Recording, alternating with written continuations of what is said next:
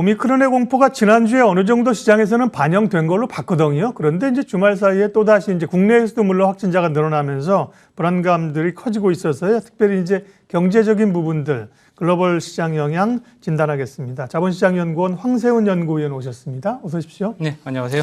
바이러스야 사실은 불안하기도 하지만 우리가 이제 겪고 넘어가는 건데 이게 소위 이제 경제 셧다운을 일으키면 경제 충격이 크잖아요. 그렇습니다. 그런 데 대한 우려감이 좀 있는 건데 지금 진행 상황이라면 어떻게 봐야 될까요? 경제에 미치는 영향들은. 네, 일단 대규모 경제 봉쇄 조치가 나올 가능성은 상대적으로 조금 제한적인 수준이라고 평가를 해야 될 것 같습니다. 물론 이제 오미크론의 치명률이 이전 변이 바이러스들에 비해서 상당히 유의적으로 더 높다라는 결과가 나온다면 얘기는 좀 달라질 수 있겠습니다만 현재까지 봐서는 그럴 가능성은 그렇게 높지는 않아 보입니다. 네. 이제 치명률이 관건이 될 수밖에 없겠죠. 그렇지만 이제 역병과 관련된 그런 전문가들의 견해들을 이렇게 종합해 볼 때 오미크론의 치명률이 이전의 변이들에 비해서 특별히 더 높다고 예상하기는 조금 어려울 것 같다. 이제 비슷한 수준 내지는 오히려 더 낮을 수도 있다라는 그런 견해들이 오히려 더 이제 일반적인 견해들이었던 것 같고요. 물론 전파력은 더 높을 수 있습니다. 그렇지만 치명률이 훨씬 더 중요한 문제라고 봐야 될 것 같고요. 지금 대규모 경제 봉쇄 조치로에 대한 부담감들이 글로벌 국가들에게 있어서 가장 중요한 요소라고 봐야 되는데 치명률은 비슷하거나 살짝 떨어지는데 이제 전파력은 조금 더 높다. 이런 상황이 된다면 대부분의 국가에서는 경제 활동을 재개하는 조치를 계속해서 이어갈 가능성을 훨씬 더 높게 예상해 볼 수가 있습니다. 어느 정도 이거는 우리가 같이 가야 되는 부분이기 때문에 전파율이 높다고 하더라도, 전파력이 높다고 하더라도 이 부분에 있어서는 기꺼이 감수하자라는 것이 오히려 일반적인 지금 모습이라고 볼 수가 있거든요. 우리나라도 지금 경제 활동에 대한 일정 부분 살짝 다시 또 이제 강화하는 조치들을 했습니다만 이것은 오미크론에 대한 대응이라기보다는 지금 확진자 수가 5,000명을 넘어가고 있잖아요. 네. 따라서 전체적인 이 코로나19에 대한 대응 과정의 일환이라고 봐야 되는 거고요. 따라서 경제 봉쇄 조치가 작년처럼 그렇게 아주 심한 수준으로 갈 가능성은 현재에 있어서는 그렇게 높지 않다 이렇게 평가해 볼 수가 있을 것 같습니다. 지금 주식시장 글로벌 증시를 봐도 분명히 부담 요소가 되는 건 맞습니다만 이게 아주 대규모의 강력한 봉쇄 조치로 갈 가능성은 오히려 높지 않다. 시장은 이러한 가능성을 오히려 더 크게 반영하고 있습니다. 그리고 이제 봉쇄 조치를 한번 했을 때 그 파장에 대해서 이제 다들 알고 있잖아요. 그렇습니다. 가능하면 그리 가지 않으려고 지금 노력들을 하고 있는 거고요. 사실 그거보다 더 중요한 게 인플레이션이거든요. 그렇습니다. 금리 긴축 나오는 것도 사실은 인플레이션에 대한 우려들인데 인플레이션 문제는 내년에도 계속될지 또 이런 신규 변이들이 공급망을 계속해서 누를까요? 어떻게 보세요? 일단 그 인플레이션에 대한 우려는 지금 계속해서 이어질 수밖에 없는 것이고요. 네. 오미크론이 지금 등장을 하면서 국제 유가라든지 원자재 가격이 지금 좀 하향하는 모습을 보이고 있습니다. 그렇기 때문에 인플레이션에 대한 우려가 완화될 수 있지 않느냐 라는 의견들이 제시는 되고 있습니다만 실질적으로 현재 인플레이션에 대해서 영향을 미치는 부분이 이 원자재 가격의 상승분은 이미 인플레이션에 거의 대부분 다 반영이 되어버렸고요. 오히려 현재로서는 그 다음 단계 임금 인상이라든지 그 다음에 공급망의 병목 현상, 공급 사이드에서 오는 이런 충격들이 오히려 인플레이션의 가장 중요한 영향, 원인이 되고 있습니다. 이런 것들은 단기간 안에 해소되기는 상당히 어렵거든요. 그리고 원자재 가격이 일부 하락하더라도 임금 인상 속도는 계속해서 유지될 가능성을 우리가 생각을 해봐야 되는 거고요. 그 다음에 이런 오미크론 변이 같은 경우에는 공급망에 대한 공급망 병목 현상을 오히려 더 당분간 단기간에 심화시킬 수 있는 요소로 해석을 하는 것이 합리적입니다. 그렇기 때문에 인플레이션에 대한 우려는 오미크론 변이가 등장하더라도 계속해서 이어질 가능성이 높다. 특히 최소한 내년 상반기까지는 이런 인플레이션 압력이 변이들이 그 사이에 계속해서 또 새로운 변이들이 아마 나타날 겁니다. 그렇지만 그런 변이들이 나타난다고 해서 인플레이션에 대한 압력 자체가 줄어든다기보다는 최소한 내년 상반기까지는 이러한 압력들이 계속해서 이어질 가능성들을 더 높게 예상을 해봐야 될 것 같습니다. 오미크론 바이러스가 나오면서 한 가지 조금 기대감이 그래서 연준의 긴축 속도가 조금 늦춰지지 않을까라고 생각했는데 오히려 뭐 파월 의장이 연임하고 최근에 기조들을 보면 긴축의 시기를 속도대로 가겠다 혹은 뭐 조금 더 빨리 가겠다는 내용들이 계속 나옵니다. 오미크론 변이가 이제 물론 여기는 여전히 불확실성은 남아 있습니다. 네. 이게 얼마만큼의 치명률을 가지고 있느냐에 대해서 아직 정확한 평가 판단이 이루어지지 못한 상태였기 때문에 그렇지만 그 시장에서 예상하는 부분 내지는 그 전문가 전염병 전문가들의 그런 예상들을 감안을 해볼 때 연준의 통화 정책 정상화 스탠스가 단기간 안에 변화할 가능성은 거의 없어 보인다고 평가할 수가 있습니다. 연준은 인플레이션에 대한 우려를 지금 가장 강력하게 제기를 하고 있고 이전에 인플레이션이 일시적이라는 그런 표현을 아예 빼버렸거든요. 인플레이션에 대한 스탠스 내지는 견해가 완전히 지금 바뀌었다라는 부분 그리고 이러한 견해가 오미크론 변이 내지는 그 이후에 또다시 나타날 변이들에 의해서 크게 영향을 받을 가능성은 현재로서는 낮아 보인다고 해석을 해야 될 것 같습니다. 그렇다면 결국은 연준은 현재의 그런 통화 정책, 그러니까 정상화 과정, 테이퍼링을 신속하게 진행을 하고 내년 하반기에 기준금리를 인상을 하겠다. 이런 부분들에 있어서는 사실상 거의 변화가 없을 거라고 예상을 해야 될 것 같고요. 투자자들의 그런 이제 글로벌 자금 흐름에 굉장히 크게 영향을 미치는 부분이기 때문에 이 부분에 대한 고려는 반드시 필요하다고 볼 수 있습니다. 네. 오미크론이 이제 경제에 미치는 영향들 경로를 좀 분석해봤고 이번에 주식시장 얘기하겠습니다.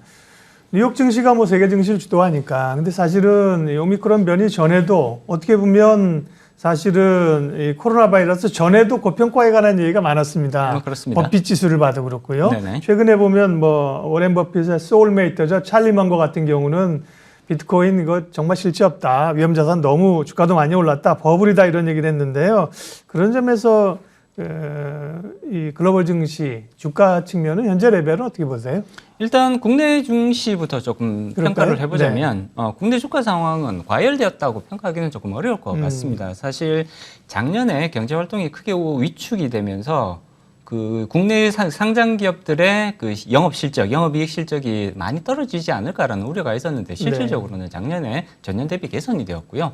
그리고 올해도 오히려 작년 대비로 봤을 때 우리는 이 상장 기업들의 영업이익 실적은 개선되는 더 좋아지는 그런 모습으로 이제 끝날 가능성이 상당히 높아 보입니다. 네. 기업들의 이익 실적, 영업 실적 대비로 봤을 때 국내 주가 고평가의 영역에 들어갔다 내지는 버블의 영역에 들어갔다고 평가하기는 아직까지는 어려울 것 같고요. 따라서 국내 주가에 대한 과열 우려는 상당 부분 조금 그렇게 높지 않은 상황이라고 충분히 평가해 볼 수가 있습니다.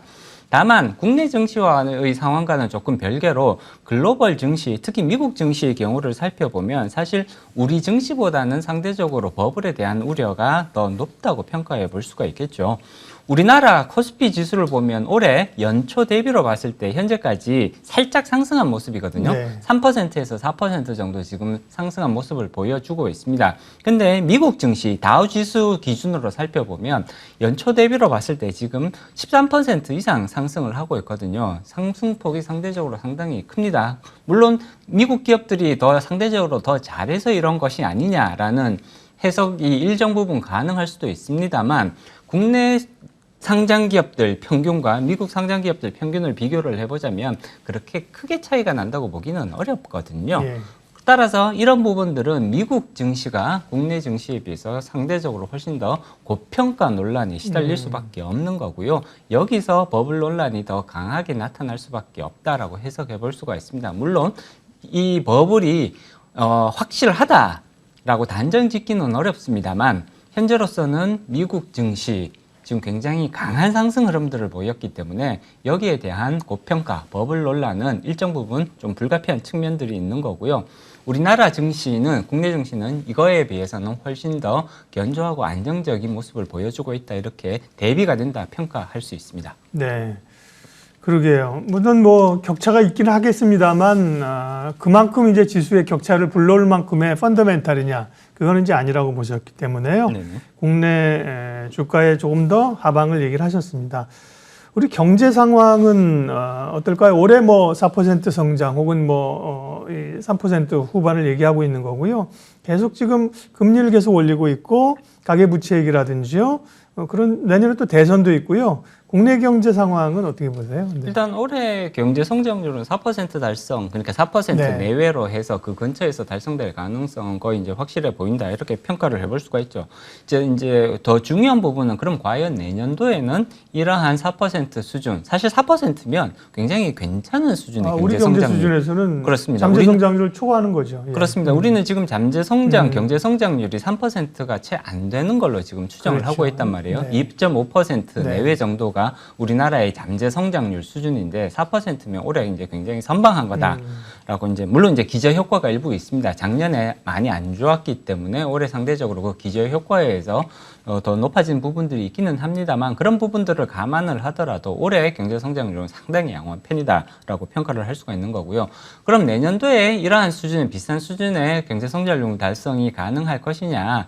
그렇지 않을 가능성이 현재로서는 더 높아 보인다고 말씀드릴 수 있을 것 같고요. 내년도에는 3% 내외 근처 우리의 잠재 성장률을 살짝 상회하는 수준 정도의 경제 성장률 달성이 오히려 더 현실성 있는 경제 성장률 전망이 되지 않을까 이렇게 예상해 볼 수가 있습니다. 지금 여러 연구기관들에서 내지는 국책은행, 중앙은행이라든지 이런 부분들에서 나오는 그 내년도 경제 성장률 전망치들을 살펴보면 올해보다는 분명히 떨어질 수밖에 없다라는 게 대체적인 견해라고 볼 수가 있습니다. 어느 정도 떨어질 것이냐 0.5%에서 1% 내외 정도로 떨어질 가능성들이 충분히 지금 예상이 되고 있습니다. 이런 부분들은 사실 기업 실적에 직접적인 영향을 미치는 사안들이라고 볼 수가 있는 거고요.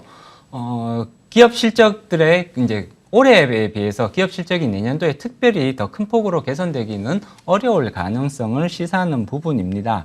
더더군다나 한국은행 같은 경우에는 내년도에 추가적인 기준금리 인상을 지금 거의 이제 지금 계속해서 시그널들을 보내고 있단 말이에요. 그렇기 때문에 내년도 한국은행은 이제 2번, 적으면 2번, 많으면 3번까지도 기준금리 인상을 지금 예상을 하고 있는 거고요. 미국 연준도 비슷한 행보들을 보이고 있습니다. 일단 계속해서 통화정책을 긴축적으로 강화하는 그런 정책들을 이어지고 있기 때문에 이런 부분은 분명히 내년도 경제 성장률이 올해에 비해서는 다소간 떨어지는 그런 결과로 이어질 가능성들이 높다는 것을 의미하고 있습니다. 따라서 내년도 주가에 대한 전망 내지는 주가에 대한 눈높이는 올해보다는 다소 조금 낮출 필요가 있지 않을까 그렇게 예상해 봐야 될 것 같습니다. 물론 주가가 이렇게 사이클을 보이기는 하겠습니다만 상승 고점에서의 이제 위치가 올해 이제 고점이 지금 3,300을 넘었었단 말이에요. 그래서 한 3,400, 400 근처까지 올라가다가 이제 다시 꺾어지는 그런 모습을 보였는데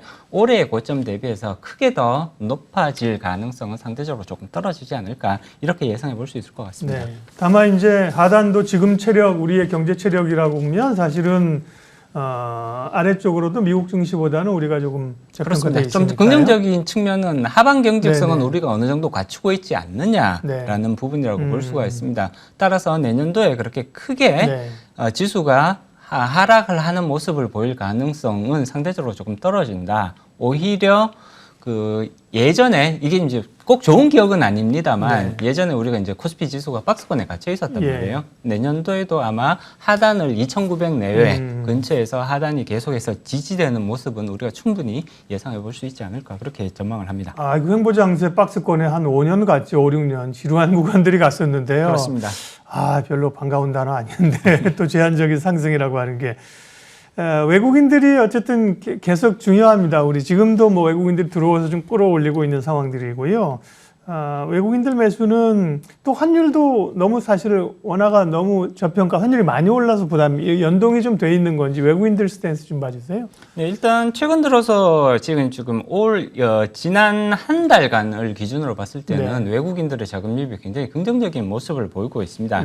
지금 3거래일, 지난주 3거래일간 외국인들은 굉장히 강한 매수세를 보였단 말이에요. 외국인 투자자들이 그러니까 지난주 수요일, 목요일, 금요일 3거래일 동안 거의 2조 원에 가까운 순매수세를 보였거든요. 이건 굉장히 강한 흐름이라고 볼 수가 있습니다. 그리고 이거를 조금 더 넓혀서 지난 1개월간 외국인들의 매수세를 보면 약 4.6조 원 정도 순매수세를 보이고 있습니다. 외국인 자금들이 조금씩 이제 유입되고 있는 그런 모습이기 때문에 그리고 이런 것들이 오히려 지수를 방어하는 데 있어서 상당히 도움이 되었다.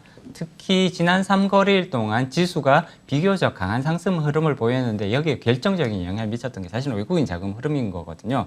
따라서 이런 부분들은 외국인들의 자금 유입이 본격화되고 있는 것이 아니냐, 이제 매수세로 이제 드디어 전환하고 있는 것이 아니냐라는 그런 해석을 불러일으키게 합니다. 그렇지만 12월 달에 전통적으로 보면 외국인들의 매수세가 그렇게 뚜렷하게 관찰된 게 적은 많지가 않습니다. 더더군다나 12월 달은 지금 테이퍼링 이슈가 지금 걸려 있는 거거든요. 테이퍼링이 시작되는 시점에서는 외국인들이 적극적으로 한국 시장에 그 비중 확대를 실행하기가 사실 상당히 부담스러울 수밖에 없는 거고요. 네. 테이퍼링의 경과에 따라서 조금 그런 부분들, 유동성 관리 부분들이 필요하기 때문에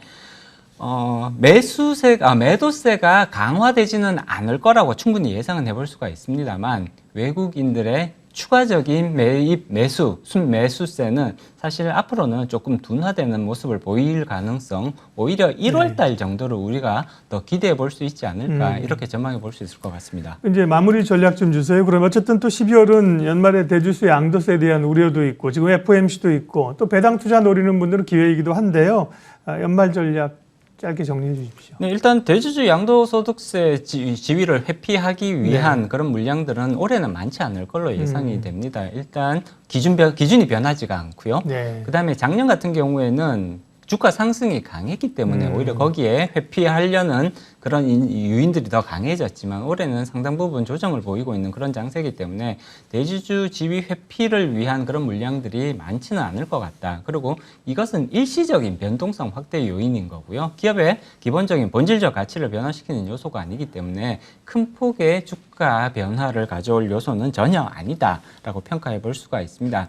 다만 12월 달은 이제 테이퍼링이 가장 지배적인 이슈가 될 가능성이 오히려 높다고 예상해 볼 수가 있습니다. 주가가 뚜렷한 상승 모멘텀을 보이기보다는 오히려 조금 횡보를 하면서 조금 보수적인 내지는 굉장히 소극적인 흐름을 보일 가능성을 오히려 더 높게 예상해 볼 수가 있습니다. 테이퍼링 이슈 때문에 산타랠리가 나타날 가능성도 상대적으로 조금 떨어지는 것이 아니냐 이렇게 예상해 볼 수가 있는 거거든요. 그렇기 때문에 가격의 하방 경직성은 어느 정도 가지고 있다라는 점을 감안을 하셔서 가격이 큰 폭으로 떨어질 때 오히려 추가 매수하는 그런 기회로 활용하는 모습들, 그렇지만 어느 정도는 조금 이제 방어적인 그런 전략들을 충분히 염두에 두시면서 내년 1월 내지는 내년 1, 4분기 정도를 바라보시면서 투자 전략을 세우시는 게 오히려 합리적인 방향성이 될 수 있습니다. 네, 오미크론 확산에 따른 글로벌 경제 영향, 연말 국내 시장 대응 전략, 황세훈 자본시장연구원 연구위원과 함께했습니다. 고맙습니다.